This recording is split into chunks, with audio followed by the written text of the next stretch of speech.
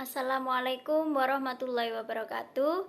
Saya Feni Juliarti dari Prodi Manajemen Pendidikan Islam kelas B dengan NIM 0602032150. Saya akan mempresentasikan tentang sistematika penulisan judul, bab, subbab, dan sub-subbab. Karya tulis ilmiah adalah laporan dalam bentuk tulisan yang disusun menggunakan metode penelitian ilmiah untuk memecahkan suatu permasalahan.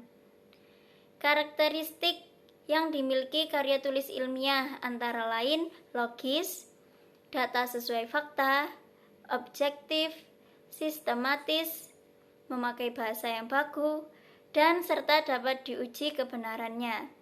Teknik dalam penulisan karya tulis ilmiah ini harus diperhatikan, yaitu bagaimana ukuran kertas, ukuran margin, spasi atau jarak, paragraf, dan ukuran serta font yang digunakan. Biasanya, karya tulis ilmiah ditulis menggunakan font Times New Roman dengan ukuran 12.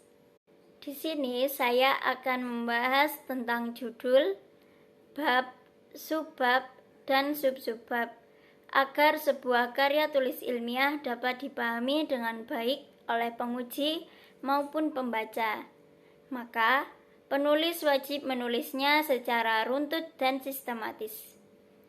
Oleh karena itu, dalam penulisan karya tulis ilmiah ditetapkan aturan cara penulisan yang benar, termasuk di dalamnya cara penulisan judul yang benar dan cara penulisan bab, subbab, dan sub-subbab yang benar.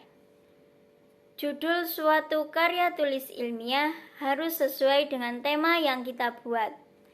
Fungsi judul yaitu sebagai identitas karangan dan menarik minat pembaca.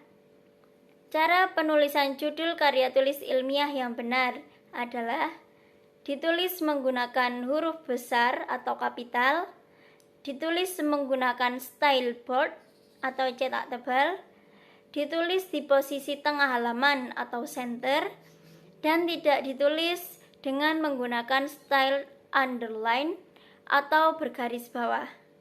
Yang berikutnya yaitu bab. Bab merupakan bagian dari judul yang berisi gagasan atau ide. Struktur karya tulis ilmiah pada umumnya terdiri dari 3 bab, yaitu bab 1 berisi pendahuluan. Pendahuluan menjelaskan latar belakang masalah yang diangkat, landasan teori, dan metode penelitian ilmiah yang digunakan untuk memecahkan masalah. Pendahuluan merupakan kata kunci yang dijadikan sebagai subbab.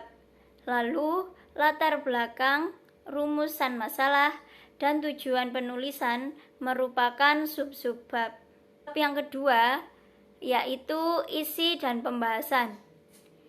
Isi dan pembahasan terdiri dari subbab yang menjelaskan tentang seluruh hasil penelitian yang diperoleh dan analisanya.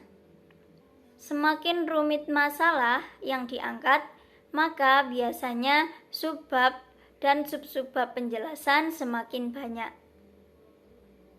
Bab yang ketiga yaitu penutup. Penutup merupakan bab. Lalu kesimpulan, saran merupakan sub-subbab. Kesimpulan berisi penjelasan dari hasil analisa dalam bentuk poin-poin singkatnya atau rangkuman dari pembahasan. Teknik penulisan bab yaitu ditulis dengan huruf kapital, ditulis di tengah, dan angkanya menggunakan angka Romawi. Yang berikutnya yaitu subbab. Subbab adalah bagian dari bab. Dalam satu bab biasanya terdiri dari beberapa subbab yang memuat pembahasan lebih rinci mengenai pokok bahasan tersebut. Teknik penulisan subbab yaitu subbab diawali dengan huruf kapital, Ditulis dengan style cetak tebal atau bold, tidak diakhiri dengan tanda titik. Yang terakhir yaitu sub-subbab. Sub-subbab adalah bagian dari subbab atau bisa disebut juga anak subbab. Dalam satu subbab biasanya terdapat beberapa sub-subbab yang memuat pembahasan lebih rinci mengenai pokok bahasan subbab. Cara penulisan subbab yaitu ditulis di bawah subbab lebih menjorok dibanding penulisan subbab. Jika penulisan subbab menggunakan huruf, maka sub-subbab menggunakan angka. Catatan, daftar pustaka bukan merupakan bagian dari bab 3 atau bab penutup. Jadi, daftar pustaka tidak dimasukkan dalam bab penutup.